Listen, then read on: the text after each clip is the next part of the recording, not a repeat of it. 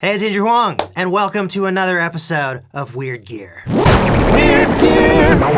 Today we're looking at the Landscape Stereo Field. Landscape is a company out of Brooklyn, and pretty much everything they make is weird, but the Stereo Field might be the weirdest. I've been literally sitting in front of my camera for 10 minutes trying to figure out how to describe this, and I still don't really know, so we're just gonna go for it. But before we do that, let's do the beauty shots.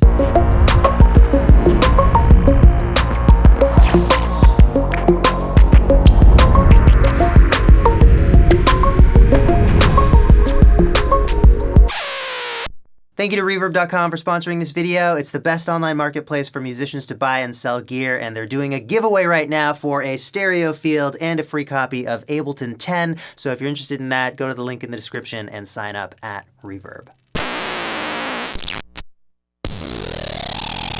There are three main things that the stereo field does. It can process external sounds, or it can generate its own sounds, or because the sounds that it generates are just pure voltage, you can actually use them to control any instruments that accept control voltage. This is already instantly so weird and complicated. Let's go over the layout because that's at least sort of basic. There are 8 3.5mm patch points. The top ones are outputs, the bottom ones are inputs. As you can see, I'm using these two to get sound out. On the top side, there are also 2 1/4-inch inputs and outputs. And then there are 4 knobs, the outer ones controlling outputs, the inner ones controlling inputs. Left, right.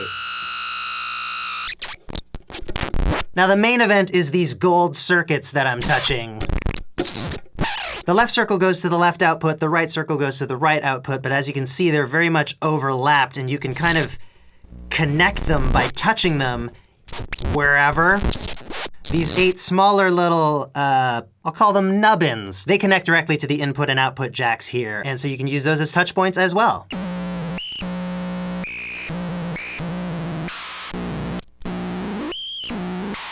So basically, noise artists, here's your entire career. Being hands-on with this is really fun, really incredible. It's just so responsive. It's a great little sound effects box, a capacitive touch, and however many different ways there are to interconnect different points in these circuits just make it so unpredictable and fun. Messing with the input knobs kind of affects the sound, again, in unpredictable ways.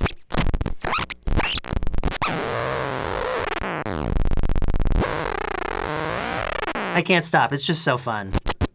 All right, so because I know not everyone is into experimental noise music, let's see what we can do to make some of these sounds a little more traditionally musical. I'm gonna try running the stereo field through some different effects in my modular setup. Yeah. I'm thinking reverb will give us a nice sense of space. I'm gonna use the ZDSP from Tip Top Audio with the Halls of Valhalla card.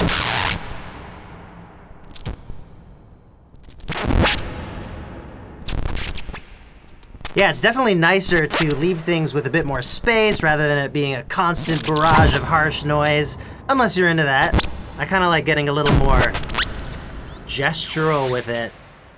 All right, let's try a different type of space. Let's do delay now. I'm using Eventide's only Eurorack module, the Euro DDL, and we're gonna lose the stereo image at this point, so I'll just use the left circuit. You know what though, let's use the other side, the right circuit, to modulate the delay time. You can see it changing now when I touch the circuit. You can also do a reverse delay.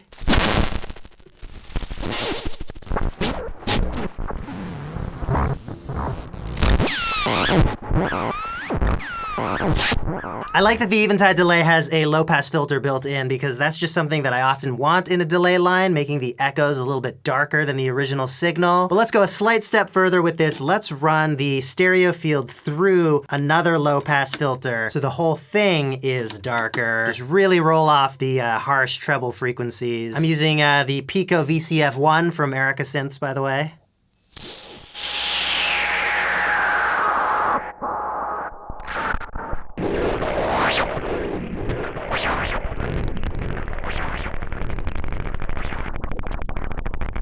I could get lost in these sound worlds forever, but I'm realizing we haven't really made it that much more traditional. Here's what I'm thinking. The stereo field is glitchy and unpredictable, so let's use it as an instrument in a context where we need something glitchy and unpredictable.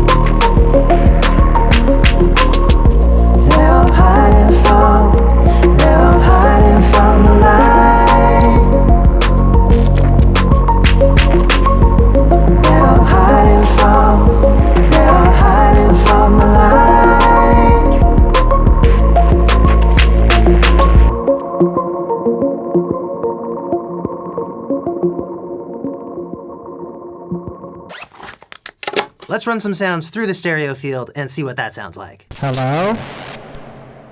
Hello? Hello? Whoa.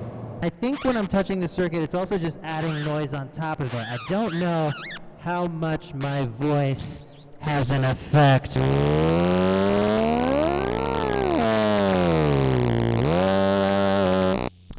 Yep, this is definitely weird. Weird!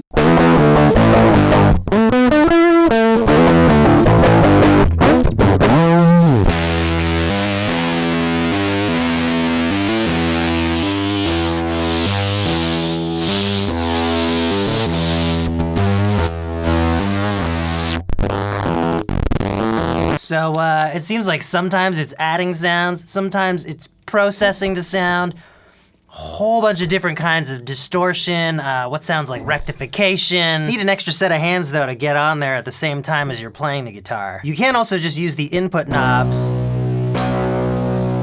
to create different settings on each stereo channel.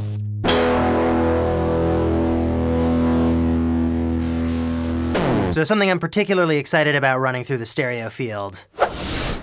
The Moogs. The Mother 32 and the D-Fam, I love these synths so much. I've already got a little sequence set up on them, so let's dirty them up.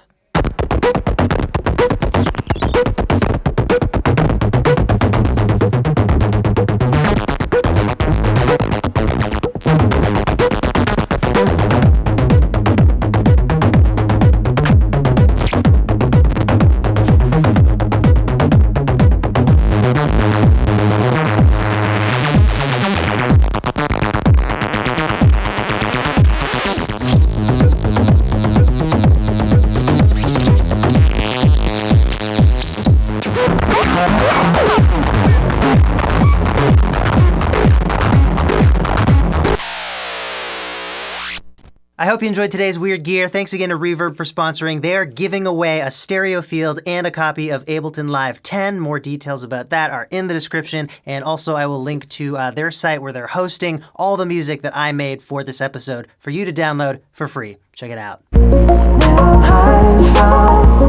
I'm hiding from